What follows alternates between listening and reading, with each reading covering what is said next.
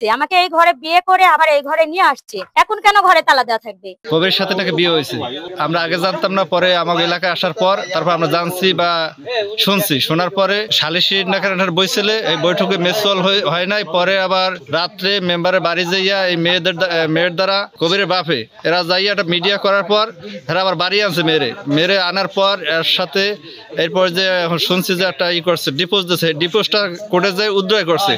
উদ্রয় করার পর এরপর এরা মেয়েলে এবার বাড়ি আসছে।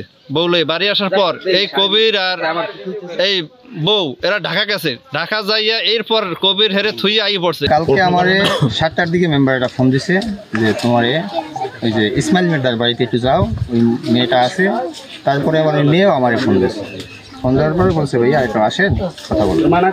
তারপরে আমি আসলাম, আসার পর দেখছি জায়গায় অনেক লোকজন ছিল, মানে মহিলা, কোনো পুরুষ ছিল না। বসুন্ধরা ডায়াপেন্ট এখন আরো উন্নত। এই হট এয়ার থ্রো টপশিট দ্রুত শোষণ করে সোনামণিকে দেয় কোমল অনুভূতি। বললাম যে কিসের জন্য আসতে বললেন?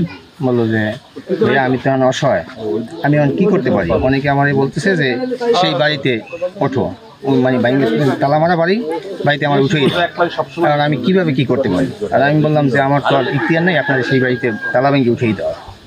এখন সেটা দেন, মহিলা মেম্বার আছেন, আপনি এখন মহিলা মেম্বারের সাথে আমি আলাপ করতে পারি।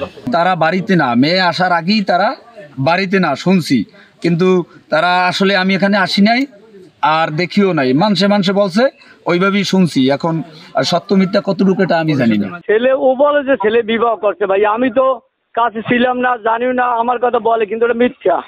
কিন্তু আসলে এখন যে আসছে আমি কিছু জানিও না, ও যে আসছে তো আমার কাছে জিজ্ঞেস করে নাই। এখন ছেলে কোথায় আসছে তাও কিন্তু আমি ভাইয়া জানি না। ভাইয়া আমি অনেক ঠিকই মানে গরিব মানুষ, আমি কর্ম করে খাই, এটা আমার এলাকার সোহেল মেম্বার তাও জানে যে আমি কর্ম করে খাই বিধি।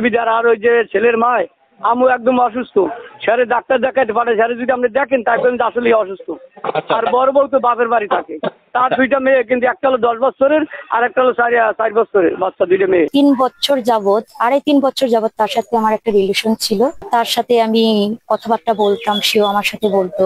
রিলেশন শুরু থেকে তার বাবা মা আমার সাথে সম্পর্ক রাখছে, তার বাবা মা আমার সাথে কথাবার্তা বলে। আমার নলেজে কিছু নাই, আপনাদের মাধ্যমে জানলাম বিষয়টি।